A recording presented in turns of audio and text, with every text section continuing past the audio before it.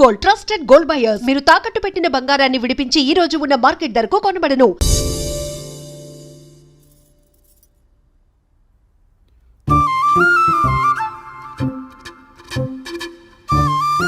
తింటారా?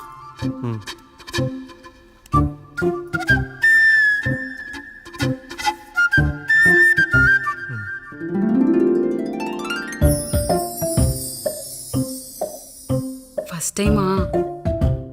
అవును, మీకెలా తెలిసిపోయిందండి? అంటే మా బామ్మ చెప్పింది. శోభనం గదిలో అనుభవం మగాడైతే మామిడిపండు పిసుక్కొని తింటాడు, అదే లేనివాడైతే మీలా ఇలా అరటిపండు ఓపిగ్గా ఒలుచుకొని తింటాడు అని.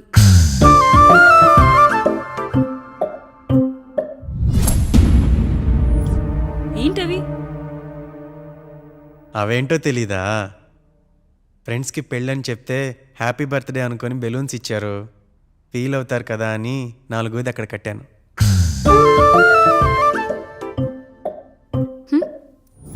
ఈ అన్నీ వచ్చాడు.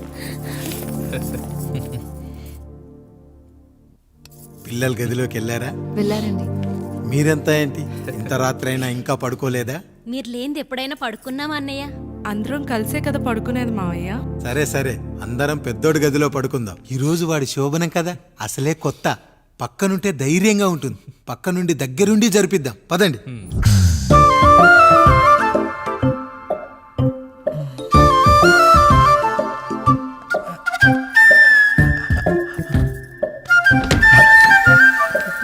కానివ్వండి రా, కానివ్వండి కానివ్వండి. మీరేంటి మావయ్య ఇక్కడ పడుకుంటున్నారు? అదేంటమ్మా పెద్దోడా, చెప్పలేదా? మేమంతా కలిసే పడుకుంటామమ్మా. నువ్వు మాతో పాటే. అవును భార్గవి. మీరు ఊరుకోండి. మీరు ఇక్కడ పడుకోవడం నాకు ఇష్టం లేదు మావయ్య.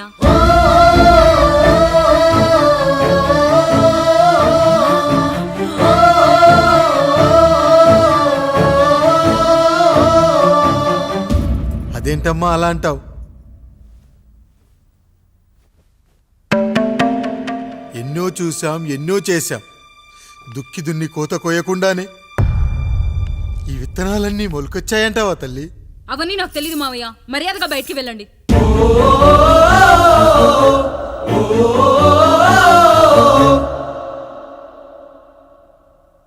కనీసం ఆ మూలనైనా పడుకుంటామమ్మా. నువ్వైనా చెప్పరా పెద్దోడా? అంటే తను ఇబ్బంది పడుతుంది కదా నాన్న.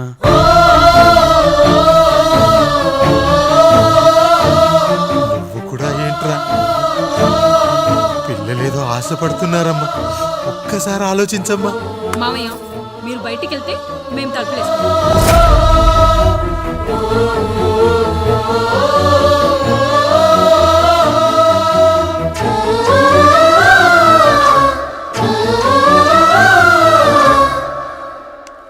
వేసుకోండి అమ్మా, వేసుకోండి. తలుపులు వేసుకోండి.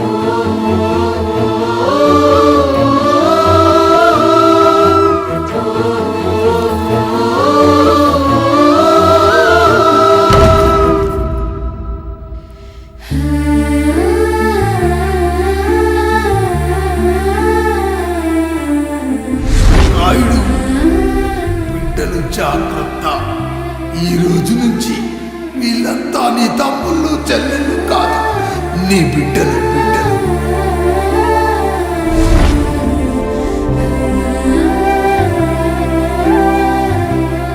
జానకి, ఏమండి? సావిత్రి, ఏమండి? లక్ష్మి, ఏమండి? మన గదిలోకి పదండి. ఇక నుంచి ఎవరి పిల్లలతో వాళ్ళ గదిలోనే పడుకోవాలి. ఇది ఈ రోజు నుంచి ఈ వంశానికి రాస్తున్న కొత్త శాసనం. అయ్యా అలా అరకండి అయ్యా. మీరు లేకుండా మేము ఎప్పుడైనా విడిగా పడుకున్నాము. అంతా కలిసే కదయ్యా పంచుకున్నాం. వెళ్ళరా వెళ్ళు. నీకు భార్య ఉంది, నీకు పడగది ఉంది. వేసుకోండి రా, మీరు వేసుకోండి. తలుపులు వేసుకోండి. మీరు కూడా ఏంటండి పిల్లలేదు? నర్మయ్, చిన్న పిల్లల వాళ్ళని ఉయ్యాల్లో ఆడించేటప్పుడు పక్కనే ఈ నాన్న కావాలి. బడికెళ్ళేటప్పుడు పక్కనే ఈ నాన్న కావాలి. గుడికెళ్ళేటప్పుడు కూడా పక్కనే ఈ నాన్న కావాలి. కానీ శోభనం గదిలో మాత్రం పక్కనే ఉంటానంటే బరువయ్యాను జానకి, బరువయ్యాను.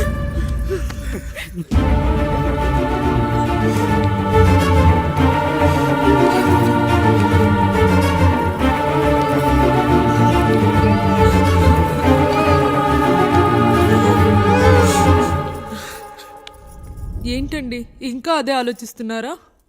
ఎలా మర్చిపోగలను లక్ష్మి? జరిగింది ఏదో జరిగిపోయింది, మీరు బాధపడకండి. ఎంత మాట అన్నాడో చూసావా? నా భార్య ఇబ్బంది పడుతుంది, బయటికెళ్ళండి నాన్న అన్నాడు. వాణ్ణి ఎలా పెంచాను? చదువుకుంటే పై చదువులకు వాడు వేరే ఊరు వెళ్లాల్సి వస్తుందని చదివే మాన్పించేశాను. జ్వరం వస్తే ఆ మాత్రలు చేదుగా ఉంటాయని నేనే మింగాను. నోరు తెరిచి అమ్మ కావాలన్నప్పుడల్లా ఎంతమంది అమ్మల్ని ఇచ్చాను. నాన్న అన్న ప్రతిసారి నాన్నల్ని ఇవ్వలేకపోయానని వాడికి నా మీద కోపమో ఏమో జానకి. నిజమేనండి, మనమంతా ఇలా లేమే. మన కుటుంబానికి దిష్టి తగిలింది. మా నాన్న మరణంతో ఆస్తిపోయి తమ్ముళ్ళతో నడి రోడ్డున పడ్డప్పుడు ఇలాంటి కష్టాన్ని మొదటిసారి అనుభవించాను.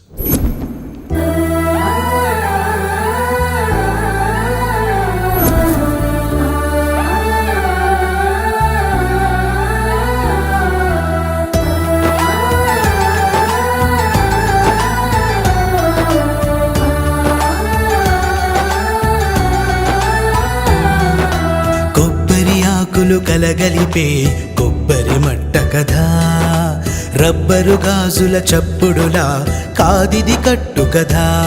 జిగురే కలిగినదే మమతే ఎతికిన బంధం, కోవే కరగనిదే ఎప్పుడూ వెలిగే దీపం. చెమటైన సాంబారే కష్టాలలోన ప్రేమ గిన్నెలో. మన కుటుంబాన్ని విడదీసేది బ్రష్ అయినా సరే అది మనకొద్దురా. 5,000 లాంటి మనకు ఈ 4 బ్రష్లు అవసరమట్రా?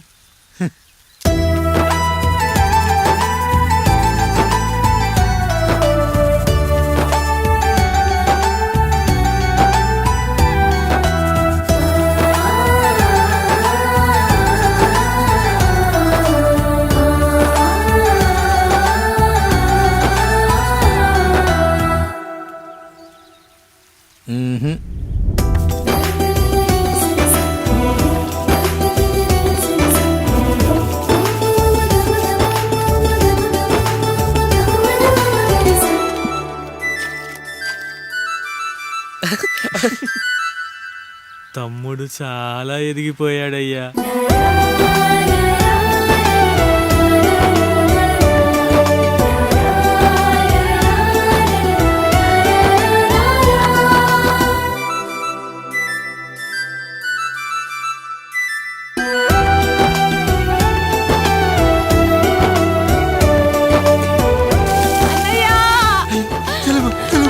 అయ్యో ఈ పండుగ కాదు తల్లి, ఎంత పంచాయతీ. నానేం చెప్పాడో తెలుసు కదరా, కష్టమైన సుఖమైన కలిసి పంచుకోవాలరా.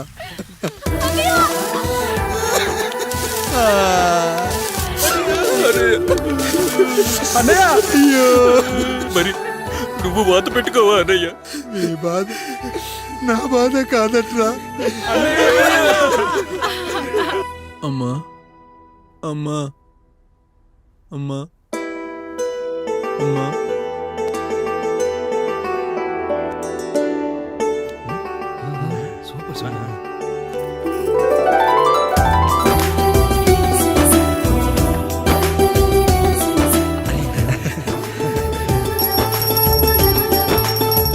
నా భార్య లక్ష్మి అమ్మ ఇక నుంచి నీకన్నీ నేర్పిస్తుంది.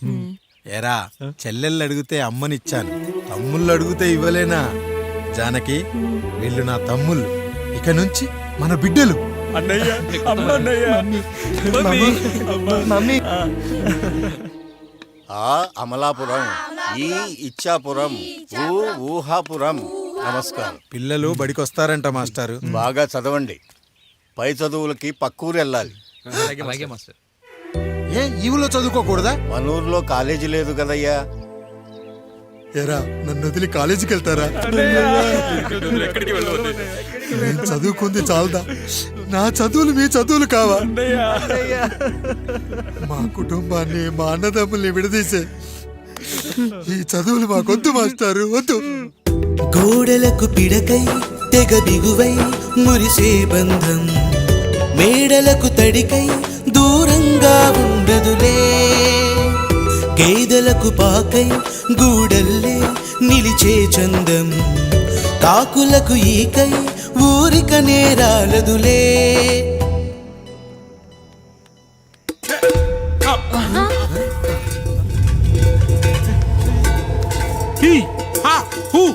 రేయ్ మన ఇంటికి దొంగలొచ్చారా? దొంగలొచ్చారు.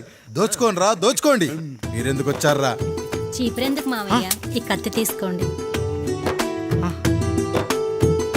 ఏమయ్యా మా ఇంటికి రావా? మా ఇంటికి ఎప్పుడొస్తావు? ఈ ఆధారం మీ అందరం ఊరు వెళ్తున్నాం అయ్యా, మా ఇంటికి రావయ్యా. ఇదిగోవయ్యా, ఈ 100 రూపాయలు ఉంచుకో. తీసుకో తాతయ్య. ఏమిటి ఏమిటి ఆప్యాయత అనురాగాలు? ఇదంతా మాకు పాపారాయుడు గారు ఈ ఊరికి నేర్పిన సంస్కారం. మా ఊరికి ఎవరైనా వస్తే ఒట్టి చేతులతో పంపం. ఈ ఊరికి ఏదైనా రోగం వస్తే 4 చావులు ఇస్తాం. దొంగలు వస్తే దోచుకోవడానికి 4 ఇల్లు ఇస్తాం. అయ్యా, పేదరికంలో ఉన్న తల్లిదండ్రుల పిల్లల్ని పార్కుల నుండి స్కూళ్ళ నుండి తీసుకెళ్లి బిస్కెట్లు చాక్లెట్లు కొనిపెట్టి డబ్బుండి పిల్లలు లేని దుబాయ్ షేకులకు ఇస్తుంటే నన్ను కిడ్నాపర్ అని జైల్లో పెట్టారు. 300 రూపాయలు పెట్టి కొన్న కత్తిని అది పనికొస్తుందో లేదో అని ఒక నగల వ్యాపారి కడుపులో పరీక్షిస్తే నన్ను హంతకుడు అన్నారయ్యా. మీరే ఈ కాముడిని అర్థం చేసుకున్నారు. నేను మీ ఊర్లోనే ఉండిపోతానయ్యా, మీ ఊర్లోనే ఉండిపోతాను. సరే కాముడు, సరే. కుమ్మరోళ్ళున్నారు, కమ్మరోళ్ళున్నారు, కంచరోళ్ళున్నారు, కాసోళ్ళున్నారు. ఇక్కడ కంసాలున్నారు, పద్మశాలున్నారు, ఆచార్యులున్నారు, పూజారులున్నారు. రెడ్డి, నాయుడు, చౌదరి, దళితులు కూడా ఉన్నారు. హిందువులు, ముస్లింలు, క్రిస్టియన్స్ కూడా ఉన్నారు. కానీ ఒక దొంగ మాత్రం లేడు. ఈ రోజు నుంచి నిన్ను దొంగగా నియమిస్తున్నాను. ఈ ఊళ్ళో 4 ఇళ్ళు దొంగతనాలు చేసుకొని హాయిగా ఉండండి రా, హాయిగా ఉండండి. అయ్యా, మీ కుటుంబం అనే కొబ్బరి మంటలో నేను ఒక ఆకునవుతాను.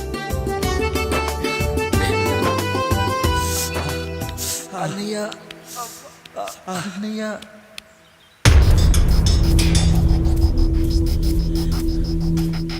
అయ్యా, ఏంట్రా? రోడ్డు మీద కాలు కాలుతున్నా సరే తమ్ముళ్ళు చెప్పులు లేకుండా నడుస్తున్నారయ్యా, చెప్పులు లేకుండా నడుస్తున్నారయ్యా.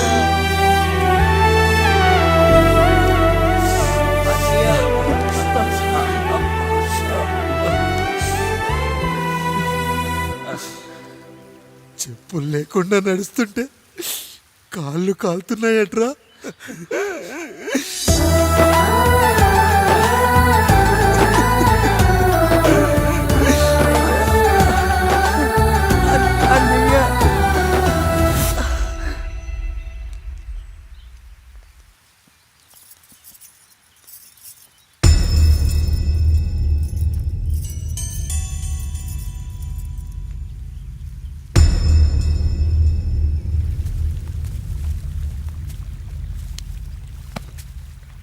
ఏరా కాముడు, అయ్యా, బాధపడుతున్నావా?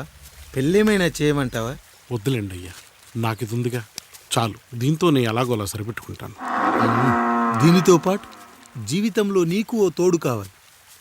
రే గంటోడా అయ్యా, ఇక నుంచి కష్టాల్లో సుఖాల్లో వీడికి అన్నీ నువ్వేరా. మీరు శాసించాక నేను వేరే ఏదైనా ఆశించగలనా పెద్దయ్యా?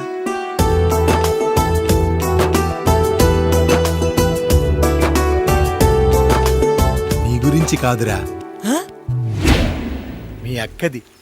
చాలా గొప్ప మంచి మనసుని విన్నాను. ఈ కాముడికి ఆ రాముడి గుళ్ళో పెళ్లి చెయ్యి. అయ్యా, దాన్ని పెళ్లి చేసుకుంటే దాని భర్త చనిపోతాడని జాతకంలో ఉందయ్యా. మీరంతా కలకాలం ఉంటారంట్రా. వీడు పోతే నేను లేనా? చూసుకోలేనా? నువ్వు పెళ్లి చెయ్యి, పెళ్లి చేయరా.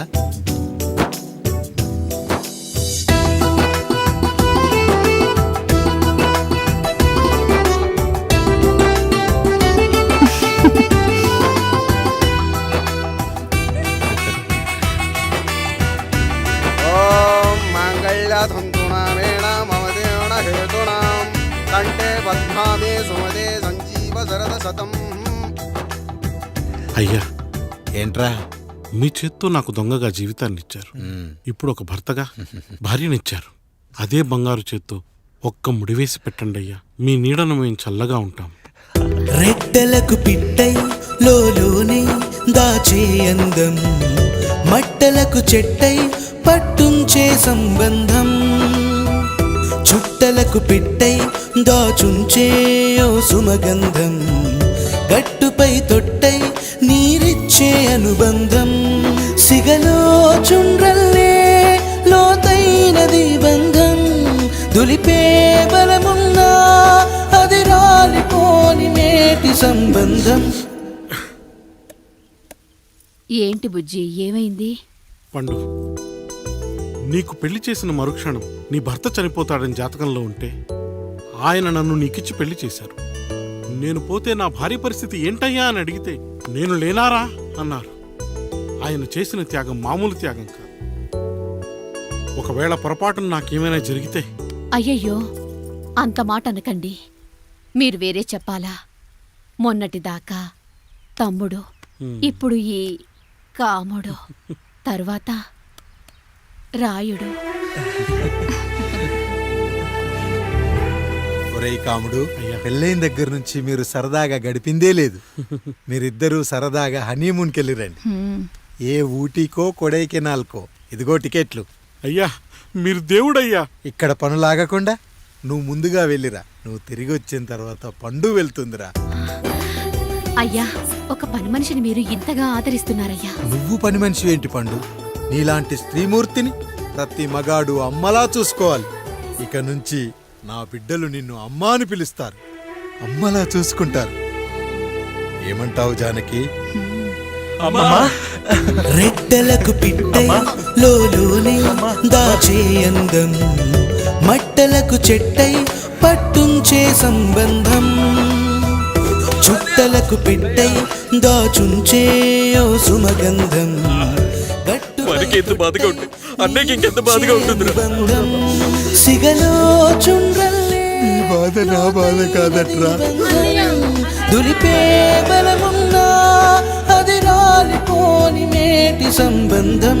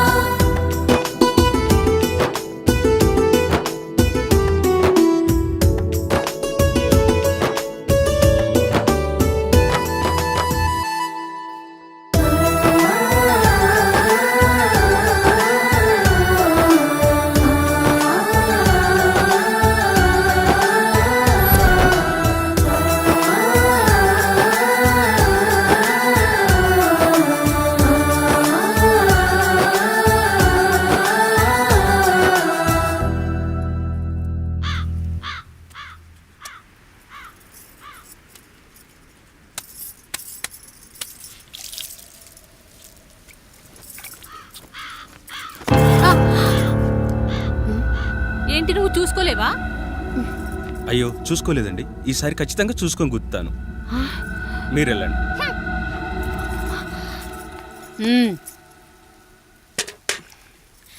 చూడమ్మా, నువ్వు మా కూతురవ్వడానికి ముందే రాయుడు మాకు దేవుడు. ఆయన కుటుంబం మనకు దేవాలయం. వాళ్ళు కొట్టినా తిట్టినా మనం అరవకూడదమ్మా.